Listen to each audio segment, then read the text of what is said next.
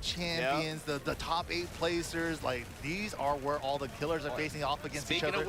Speaking of which, golden ain't stick. too many people that got those in 1K. Yeah, those are a rarity. He got an Obsidian 2 golden lever right there. Golden stick, super sick. Only like evil champions get those. We were talking about this yesterday. If you got one, you gotta play it. You gotta make sure they see it too before y'all sit down and start. Before y'all lock in, be like, you see what I'm playing on, right? But then, isn't that technically Arslan stick? Like, I think they're sharing sticks. Sharing, I don't know how I feel about that. Sharing is caring. It's gotta be awkward, especially if there's eye contact and I don't know how I feel about that. But gotta anyway. dap it up after. But here we go, man. This is crazy. Pakistan versus EU. And look at this character combination. Anna going up against Oscar. I think this is not the first time I've seen this today. Yeah, Anna's been getting really popular. Like, Atif's been really locking it in with her. John Ding even as well.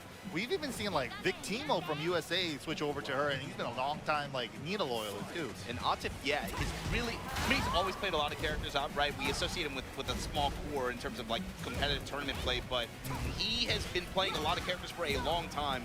Finally starting to feel like he's opening up that shell now that he's running in this season 2. Yeah, especially in Tekken 8. I mean, he's always done that, even in 7 as well. Like, he played Jin, we all know him for being a main, apparently. Like, but we call him a Jin main, but I feel like... What does that even mean anymore? That's probably the character I've seen him play the least. Exactly, right, yeah. He played Jag, he plays Bears now, too. Like, he plays, like, everybody.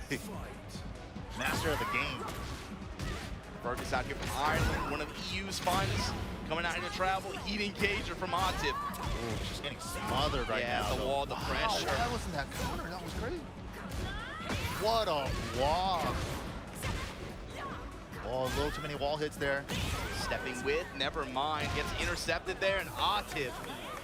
Right now, complete control. Fergus trying to find some kind of answer here. Trade there, finds the uppercut. Yeah, I was talking to Markman about the different styles from different regions and stuff, but like even Atif and like Arslan from their same region, Atif plays so aggressive all the time, while Arslan's a little bit more defensive. So look how sharp he is while he's playing fast. All of this off with just a really well-placed sidestep too. Oh. Okay, Fergus finally getting something going. All that just to throw your hips and dash in. Eat the mid after in the mix. Oh, and the counter. Same the mix, no change. Okay, little punish. But the immediate challenge, how does he know? No fear, immediate press.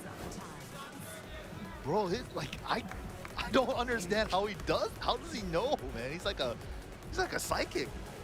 But Gosane coming up to offer some advice, some coaching to Fergus.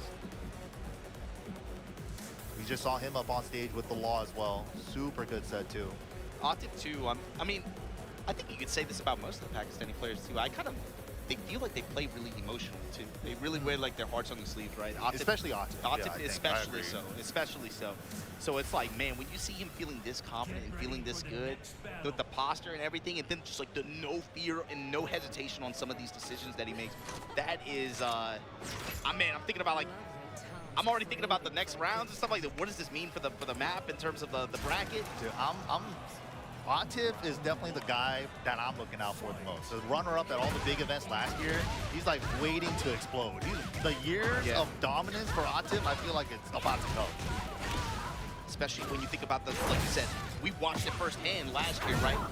The way Ulsan just kind of broken down like a shotgun in grand finals of EWC. That was unbelievable. Ever since then, I've been like, there's going to be a reckoning for that moment. For sure.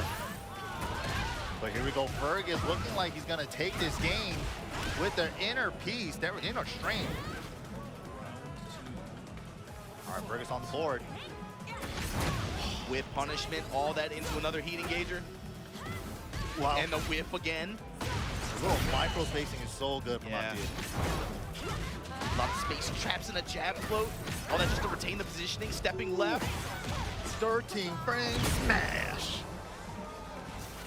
One of the fastest ones in the game. And the big thing too is if Fergus is in, so this is pool 106 here of round 2. Fergus got here with a 2-1 win over JDCR. Oh wow. In winner's side. Damn, already took out one of the previous champs from Tag 2. Going up against one of the strongest players from Pakistan right now. And that's this part of the tournament, man. Every set's gonna get crazier and crazier. But Atif, dude, he is psychic. How did he know? How does he know everything? Fergus really struggling to mount an offense here, and just like that, Bruh. Throwing the hips on him. Okay, finds the low, 4-2. 91 Gusto active. Chip damage right huge. up. Yes. Fergus fighting back, finds a 4-4-1+2 to make it happen. 2 rounds to Fergus. That's where it's got to come from, too. Finds the counter hit launch here. And this is what Oscar wants, man. Finding their timing, getting the big hits. Being able to cash out like this, especially in a situation like this. Good wall hits awareness. He got there at low wall. He's got to be able to find and milk more usage out of heat. Oh, just smothering him to get off the wall, but dang, finds a smash right after the wall positioning. Now gonna force mix. Take his chip damage, lower it down a little bit, throws the hips. Got the tornado. Quite enough. Situation at the Second wall, hit down is grounded, doubles it up. Can. The classic, just stick to the classic. I always go back to you coaching in Say Jam Slams. Yeah. Just like, believe it. It works at all levels, just believe it. It does. Every level, back 3 and can. If your character has a, like Oscar or June, yeah, you gotta do This them is there. like an equalizer. Going into game 3 here in the Sanctum.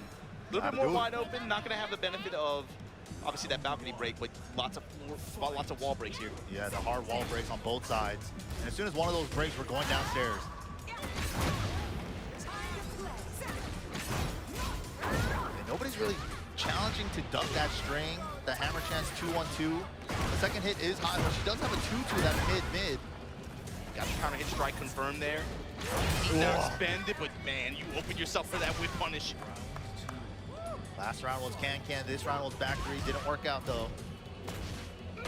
Oh, Counter hit lows, stomp on him. yeah, it's safe now. You try to down jab punish. That's a Tekken 7 habit. Ow. Getting so much mileage from this hammer chance 2-1-2. But finds a side step to engage. Counter activation, stepping left. Wow. No fury. Power crush is good. Didn't stick to the wall though. No punish there. On the full crouch mid. Hard wheel, down for 1 strings, and then finds the low after.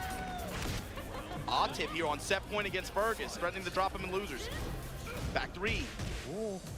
Wasn't quite there in time with the back 4. Wow. Man, even with the nerfs to chip damage in this game, just look at how Asuka is just passively able to rack up so much on him. Exactly. Especially with all these new charge moves that they gave her in this season. 20 -11, but set him up for the Sabaki after the missed punish. I love that. Have a backup plan. The insurance.